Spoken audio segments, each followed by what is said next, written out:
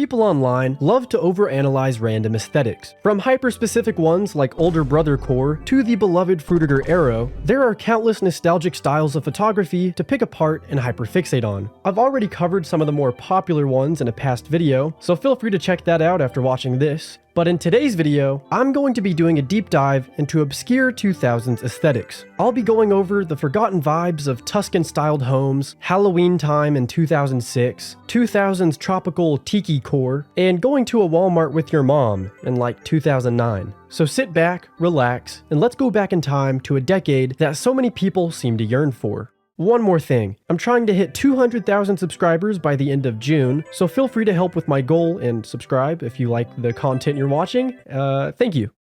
For the first entry, we have what can simply be called 2000s Halloween. In recent years, people on social media have collectively reminisced about holidays in the 2000s. Whether it's waking up in 2004 on Halloween Day, or going into another universe where Halloween never stopped looking like this. Something has changed in the minds of people from back then to the present day. To get to the bottom of this, to see why Halloween in 2025 may not feel the same as it did in the 2000s, I reached out for an interview with the alternative rock artist I Wanna Be a Jack-O-Lantern. If you're not familiar with them, their whole style and overall vibe is centered around that good old Halloween nostalgia. Because of this, I figured that they would have some good insight into the topics at hand, so here's the interview. Alright, so would you like to start by introducing yourself? My name is I Wanna Be a Jack-O-Lantern, and I'm a musician. Okay, so for the first question, why did you choose this Halloween aesthetic, and what does it mean to you? I mean, the way I came across it is really interesting, actually. Yeah. I've always been into Halloween shit, you know, watching, am I allowed to swear? Yeah, dude, I don't care. Ah, cool. I've always watched, like, Are You Afraid of the Dark and, like, kids shows like that as a teen, because I just loved it. But, I never really did much with it till, you know, one time we made new accounts with my friends and they were like, yo, you're gonna get Halloween as a season. Like SoundCloud accounts? Yes, we made new SoundCloud accounts, and one of my friends was like, you're getting the Halloween aesthetic. Oh, so he just gave it to you? He gave it to me, but I was already hella passionate about it, but I had no way to kind of express it, you know what I mean? So it was kind of a happy coincidence. Is there any significance behind the jack-o'-lantern? Well, I guess you just kind of answered that, but is there anything deeper with the jack-o'-lantern thing, or? I think, you know, I picked the jack-o'-lantern as a kind of like an aesthetic because it's the face of Halloween, in my opinion. When you think of Christmas, you think of Santa Claus. When you think of Easter, you think of the Easter Bunny. When you think of Halloween, you think of a pumpkin with one tooth. I think Ghostface, but jack-o'-lantern's You think Ghostface? close. I'm just a big Scream fan. I just think it's very iconic. No, to most people, it's got to be the pumpkin. Halloween is a lot more kind of flexible with what you see at. All right, so the next one.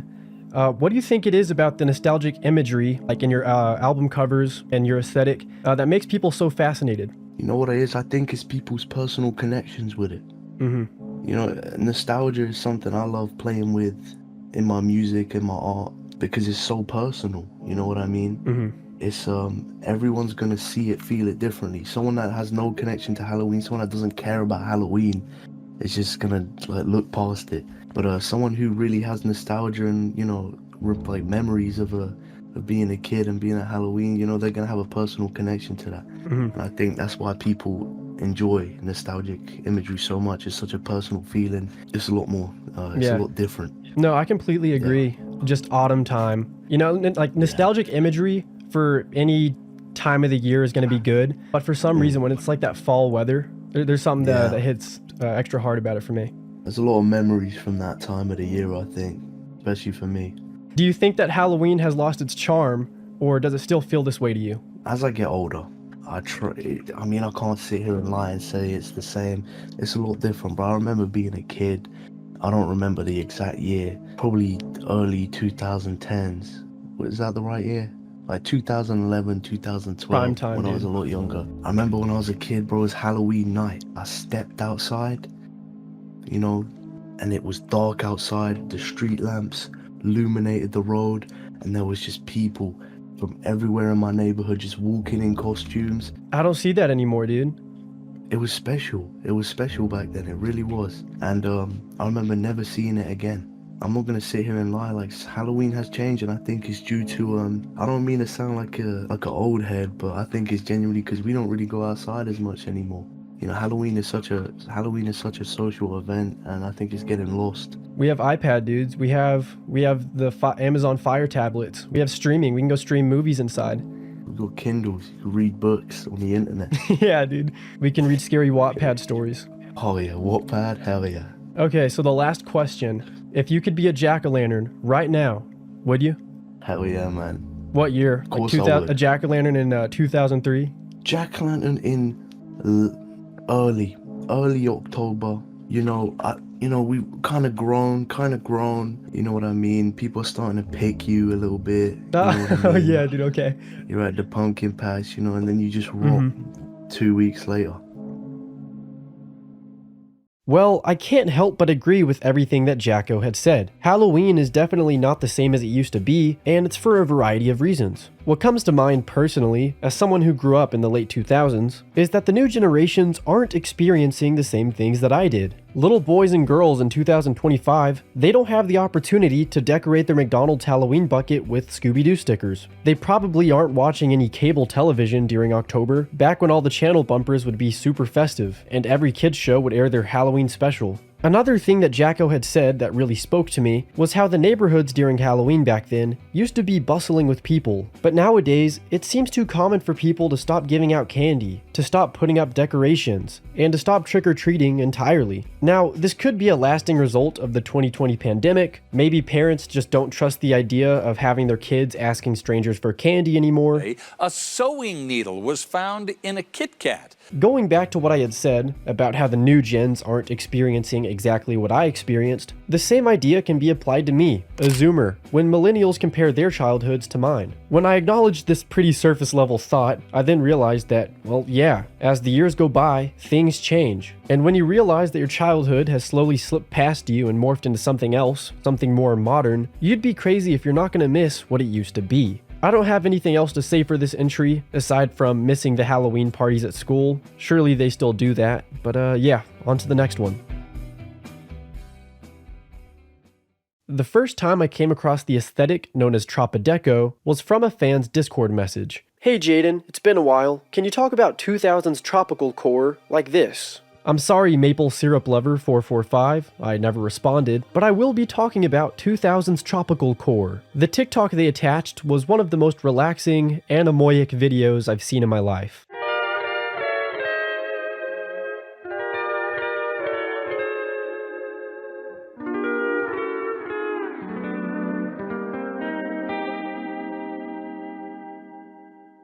According to the Aesthetics Wiki, this newly found tropical aesthetic can be defined as an aesthetic that draws inspiration from tropical themes that centers on human-made recreations of natural tropical settings. It captures the essence of tropical landscapes as they appear in curated commercial spaces such as resorts, aquariums, water parks, and theme parks, blending nature with artificial, often exaggerated elements. So, from what I understand, everybody knows what a tropical theme looks like. A nice beach, islands, oceans, aquatic life, seashells, you know, that sort of stuff. But with Tropideco, it focuses more on the stereotypical idea of a tropical setting, such as resort architecture and decor, artificial tropical foliage, synthetic oceans and pools, and of course, stereotypical Hawaiian imagery. The following pictures can also help you understand the vibe that Tropideco seems to be going for. These photos feel like a vague, forgotten memory of the time you went to a tacky resort with your family. They feel oddly strange, yet just as comforting. When I view Tropideco imagery, it often makes me wish that I could take a break from 2025 and teleport to these places so that I can explore them and relax. Some instances of Tropideco seen in media is almost any 90s or 2000s TV show when the characters take a trip to Hawaii. It always captures that manufactured look. A lot of people like to point towards Squidward's Tiki Land, and I can agree with that.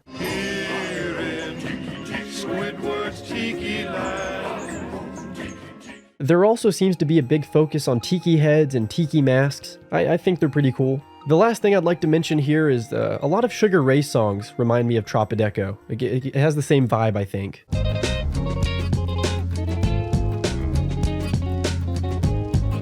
I'd like to hear some of your examples or experiences with the Tropideco aesthetic. I'm for sure a fan.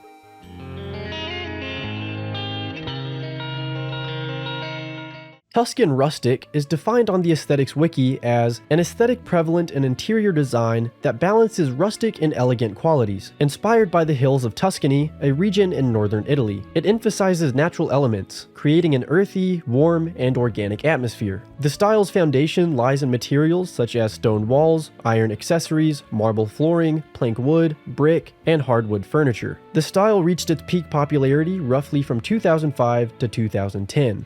While the Tuscan-styled home can still be found in 2025, modern-day pictures of this style isn't really what the aesthetic is about. I think people are more intrigued and captivated by a Tuscan home from the 2000s. Like the idea that you're a wine mom, and you get to decorate your house with this cozy style. Or the scenario that you get to go to your friend's house, and he has a home just like the one seen in these popular TikToks. It could also be that people are just tired of the gray minimalist designs found in almost every new house these days. Sometimes, when we get a little too deep into nostalgia, it can make us sick of the bland, redone pottery houses. Instead of that, we'd rather be sitting in our Tuscan-styled kitchen, admiring all of our unique pottery, while sipping on a wine glass. Unfortunately, this style would get drowned out in the early to mid-2010s, primarily by a more minimalist gray look.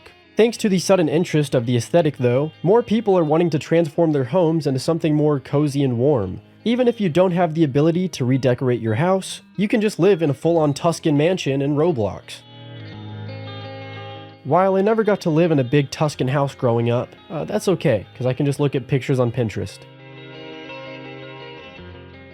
The next aesthetic is probably the biggest anomaly on the list, and that is supermarkets from the late 90s to the 2000s. Unlike the others on the list, this one doesn't revolve around a season or a holiday or the home you lived in, but rather the place you go when you need to buy food. Of course, when I put it like that, it will sound a bit silly, but there's many reasons why people are captivated by an old Walmart. The biggest point that comes to mind is that big chain supermarkets went from looking like this to this.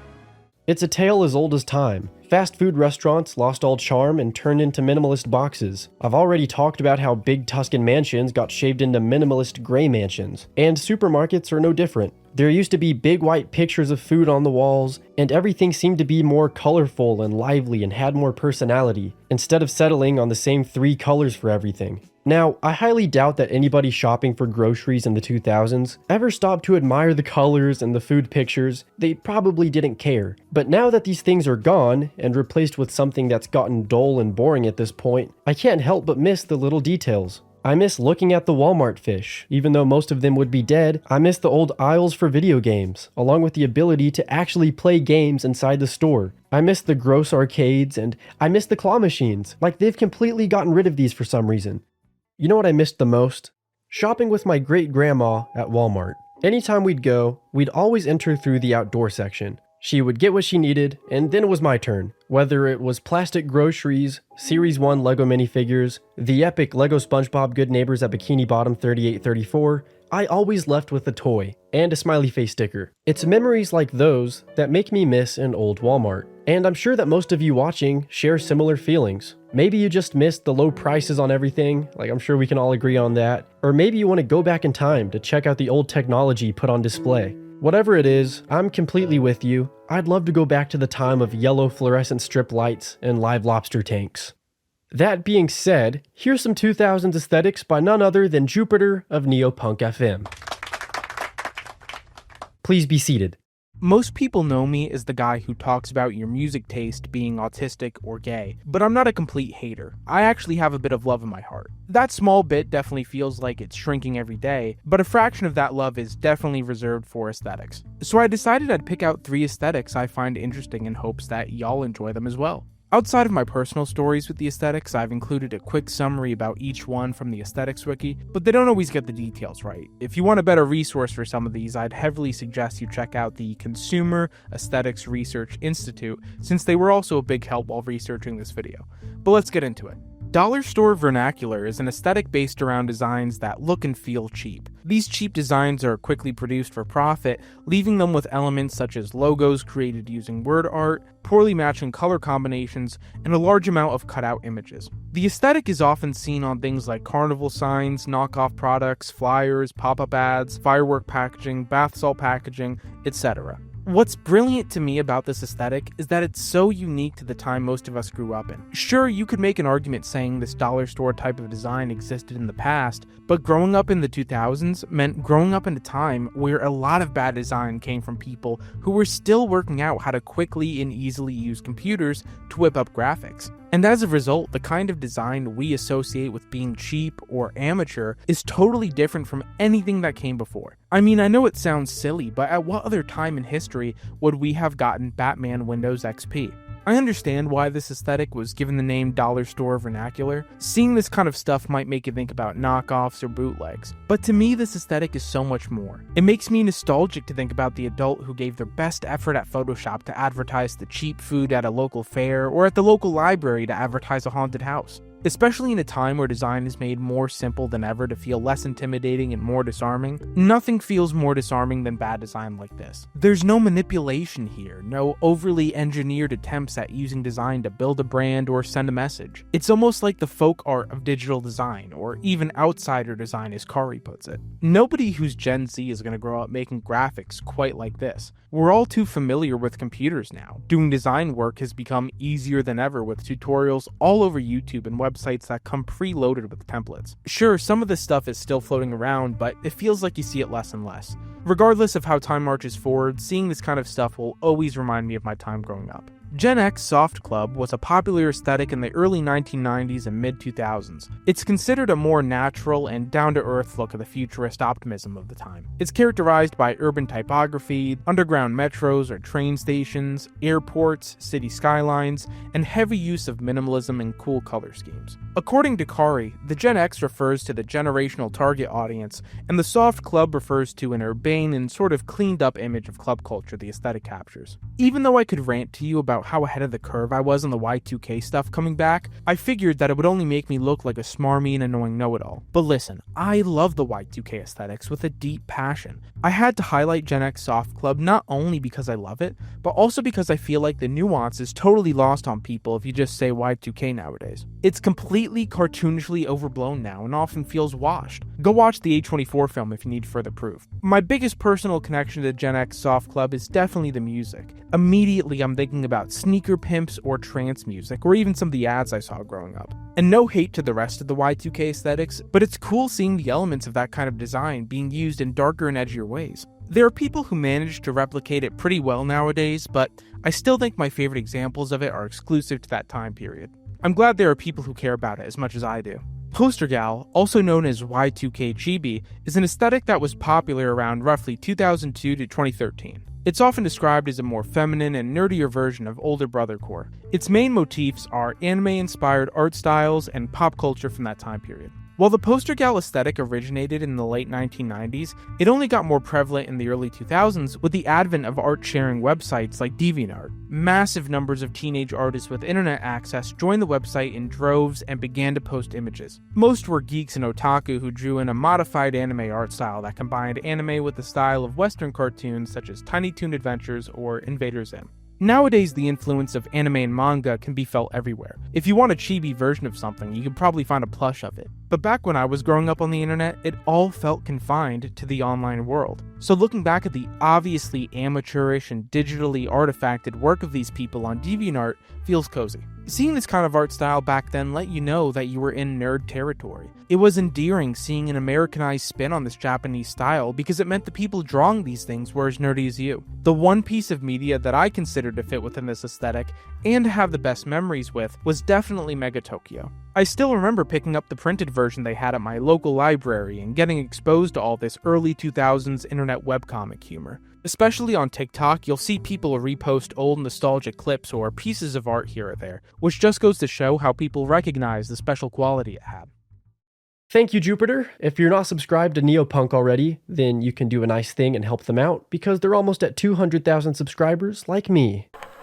So, Why are people so drawn to these aesthetics? Out of everything we could be doing and having interests in, why are hundreds of thousands of people looking at low-res pictures of a tacky Hawaiian resort bedroom? There's a lot of ways to answer this, but I believe it all boils down to nostalgia. We simply miss the past and the simplicities of being younger in the 2000s. I know that I'm not giving a very nuanced take, just let me give my monologue. While times may not have been great for everybody back then, like obviously it wasn't all sunshine and rainbows, looking at the past through aesthetic imagery really puts a filter over it all, and you can't help but yearn for how things used to be and how they used to look. There's something within people that makes them drawn into a low-quality picture of a place that doesn't look that way anymore. Whatever the case may be, we all need to go outside, breathe some air. It's the same air that your ancestors would breathe, and it's also the same air that was in the 2000s. But most importantly, guys, let's just touch some grass. Touch some grass. Touch some grass. Everything's gonna be okay, and while we will never get to re-experience our childhoods or the 2000s, and each second that goes by is a second closer to the day we die, let's be the person who can stop and smell the roses. Be the person who stops to observe and smell and enjoy what a modern Walmart looks like. It may not be special now, but there might be a day where Generation Beta wishes that they could have been in one. If you're still watching, then thank you very much. I'd like to give a big shout out to the Aesthetics Wiki fandom page. They helped me out a ton with this video. As usual, thank you to everybody who took the time to make some awesome fan art. I appreciate it. And what I also appreciate is everyone on the Patreon. Six Eyeing, Basmic, Bella M, Big Jickle, Dusty Antler, S.O. Boomin, Evan W, Eyeball Dude, 4 for Color, Jera, Josh S, Josh Wynn, Landon Rodriguez, LeBron James Hairline, Lottie Dottie, Mommy Trash Sack, Matt Set on a Cat, Miko, Mustlord, Osman Mad For Real, Primavera, RBC Denson, Matt McCusker, Shinchero Saito, Shiny Breakson, Sanand Witch, Takai Murasaki, and Teeth Consumer. I go to sleep at 9 o'clock, this bitch stays up all night, but I see through you. I took a nap right on my glasses.